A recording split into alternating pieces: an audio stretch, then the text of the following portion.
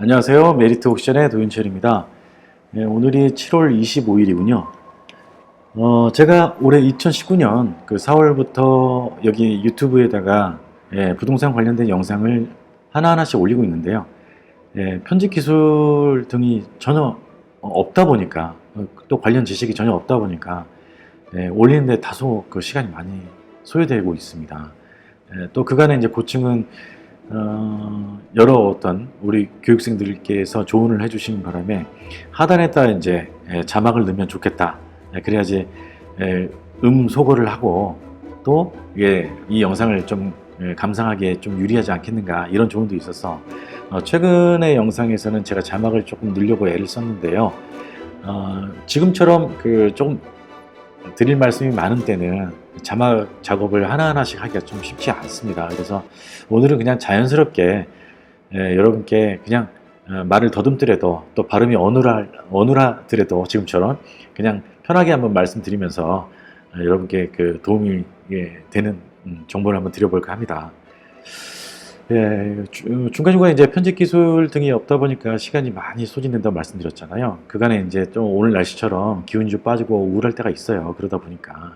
그래서 저희 교육생들께 제가 응원의 파이팅 메시지를 자꾸 전달을 해달라. 또 아래 댓글이나 뭐 구독이나 좋아요 이런 표시를 좀 해달라라고 요청을 구걸을 여러 번 드린 바 있었는데요. 그럼에도 불구하고 불응하시고 계시는 우리 교육생님들이 계세요. 그분들의 그 명단을 제가 다 적어놨거든요. 그래서 그분들께 어떤 그 방식으로라도 한 분 한 분씩 그 복수를 할 예정입니다. 우리 교육생님들 참고하시기 바래요. 자, 농담이었고요. 글쎄요, 농담인지는 모르겠습니다. 그래서 오늘은 어떤 그 주제로 여러분들께 정보, 도움을 드려볼까 고민하다가 과거 저희 교육생께서 매수한 사건에 대한 정보를 드리면서 그간에 연체 관리비, 집합 건물의 연체 관리비에 대한 얘기도 할 수 있고 또 경우에 따라서는 제가 보시다시피 2015년에 그 매수한 사건이라 현재 시세가 좀 궁금하더라고요. 하단을 살짝 보시면은 당시 이따가 살짝 또 말씀 나눠보겠습니다만 당시에 감정가가 1억 5천 정도, 최저가가 1억 2천 정도 된 사건을 1억 4,700에 10대 1로 매수한 사례가 있었거든요. 이 사례를 말씀드리면서 집합 건물에 연체된 연체 관리비, 이 관리비 중에는 이제 공용과 전용 관리비가 있겠죠. 그 중에서 공용 부분에 대한 관리비는 단기 소멸시효가 한 3년 정도 되죠. 3년 소멸시효 채권으로서 그럼에도 불구하고 경매를 통한 매수인이 3년 소멸시효가 종료되지 않은 연체 관리비에 대한, 즉 공용 부분에 대한 관리비는 승계된다라고 하는 판례가 있었잖아요. 여러분들 알고 계시죠? 그 판례에 대한 얘기를 이미 알고 계신다라고 생각하면서 이 사건을 통해서 그 관리비가 어떻게 처리될 수 있는지, 어떻게 경우에 따라서는 그 관리비를 인수하지 않을 수도 있는지 특별한 사례라서 소개를 좀 드려볼까 합니다. 사실 이 사례는 저희 교육생들께 제가 그 수업 중간에 생각이 나면 소개를 해드리는 사례거든요. 그래서 이 사례를 여러분께 오늘 유튜브를 통해서 말씀드리면서 시세가 얼마나 될지 그것도 겸해서 말씀드려보면 참 좋겠다 싶어가지고 아까 인근에 공인중개사 사무소에 연락을 드려서 해당 그 물건의 우리 소유자가 당시에 의료 그 사업을 하고 계셨거든요. 그래서 의료 장비 수입업을 하고 계셨는데 거기에 그 속한 직원인 것처럼 약간 부동산에 관련돼서는 전문 지식이 없는 사람인 것처럼 어눌하게 약간 어눌한 어떤 매도 관점 혹은 임대인의 관점으로 시세를 조사한 내용도 소개를 해드려 보겠습니다. 여러 가지로 좀 도움이 되실 것 같습니다. 자, 하나씩 한번 살펴보겠습니다. 사건 번호 2014 타경 31,908이군요. 임의경매 하면 뭐 저당권자가 경매를 신청한 거라고 바로 눈치챌 수 있겠죠. 2004년도에 경매 신청이 된 사건이군요. 자, 매각기일은 2015년 7월 17일이고요. 오전 10시 반 의정부 지방법원이었다라고. 예, 굵직굵직한 것만 보겠습니다. 예, 감정가는 1억 5천 정도 됐고요. 최저가는 한번 유찰돼서 20% 저감된 1억 2천 정도가 된 상태였고, 예, 전용 면적이 23평 정도 됩니다. 자, 크게 확대된 지도를 보면은 뭐 이렇게 생겼습니다. 집합 건물이죠. 집합 건물의 종류는 아시는 바와 같이 구분 등기가 가능한, 또 이 건물이 구분이 되어서 사용이 되고 있는 그런 정도의 그 건축물을 우리가 집합 건물이라고 하죠. 그 사례로는 뭐 아파트도 있고 오피스텔, 뭐 다세대, 연립주택도 거기에 포함되겠군요. 이와 같이 상가 점포도 거기에 해당되겠고요. 자, 뭐 구체적인 얘기는 또 따로 말씀드리고요. 자, 본 사진은 당시에 그 점유자가 소유자였거든요. 채무자 겸 소유자가 실제로 이거를 분양받아서 사용하고 있었을 때 내부 장면입니다. 아직 생각이 나네요. 명도 협의가 원만하게 되지 않아가지고 이 집기들을 제가 다 끌어내서, 예, 참 요거까지 그냥 말씀 나온 김에 말씀드리면, 예, 강제 집행까지 하게 됐거든요. 예, 근데 그 당시에 이 임차인 점유자가 소유자 겸 채무자라고 말씀드렸잖아요. 근데 이 회사가 건설회사였던 것을 기억하고 있습니다. 그래서 제가 뭐 이주비를 많이 달라고 하는 요구가 있었죠. 예, 약간 그래서 협의가 안 되더라고요. 그래서 당시에 강제 집행을 하기 위해서 명도 협의하는 과정에서 강제 집행하면 비용이 얼마 정도 나올지, 얼마나 조금 힘들지, 경우에 따라서 우리가 강제 집행 비용을 채무자 겸 소유자한테 강제 집행된 물품을 우리가 보관하고 강제 보관하는 방법으로 이걸 되찾아가려면 이사비를 다시 얼마를 내라, 부담하라, 이런 조건으로 우리가 강제 집행 비용을 회수할 수 있을지 명도 협의하는 과정에서 내부 살림살이를 집기들을 면밀히 한번 훑어봤었거든요. 근데 건설회사다 보니까 카메라도 많고, 여기에서 보이는 어떤 서류 등을 보면은 설계 도면들도 잔뜩 있는 상태였습니다. 굉장히 그 회사로서는 귀중한 자산들이었던 것 같아요. 예. 예, 그래서 이제 강제 집행하고요. 실제로 그랬습니다. 그래서 강제 집행하고, 불시에 강제 집행했죠. 그런 방법도, 그런 노하우도 이제 언젠가 뭐 말씀드릴 기회가 있을지 모르겠습니다만, 우리가 강제 집행하기 위해서 상대방이 이제 강제 집행을 할 수 있는 일시에 대해서 사실 부동산 경매 관련된 어떤 전문 지식이 있는 분들이라면 언제 내가 강제 집행될지도 알 수 있지만 상대방은 그렇지 못했거든요. 그래서 불시에 이제 강제 집행을 하기 위해서 집행관과 들이닥쳤을 때는 폐문되어 있는 상태에서 잠깐 점유자들이 식사로 간 사이였던 것 같아요. 그래서 방문한 손님들의 어떤 지갑, 가방, 명품 가방 이런 것들도 있는 상태였거든요. 근데 이때다 싶어가지고 제가 휴대폰까지 있었던 상태였군요. 방문객들의.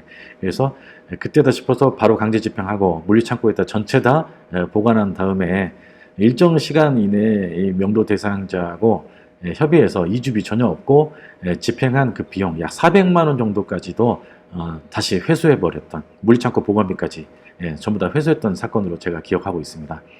그런 요령도 우리 교육생들께는 뭐 하나하나씩 친절하게 도움이 될 수 있으면 설명을 좀 드리겠습니다.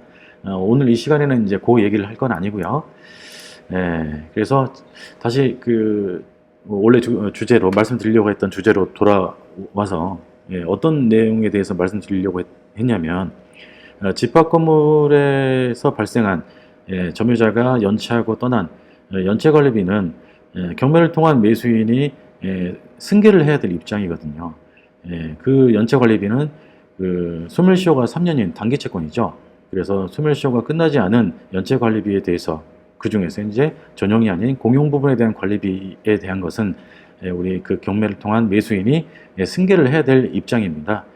그런 근거는 판례에 있죠. 제가 이따가 영상을 다 제작하는 그 과정에서 도움이 되실까 싶어서 판례 번호를 사건 번호를 몇 개를 한번 표시를 해 드려 보겠습니다.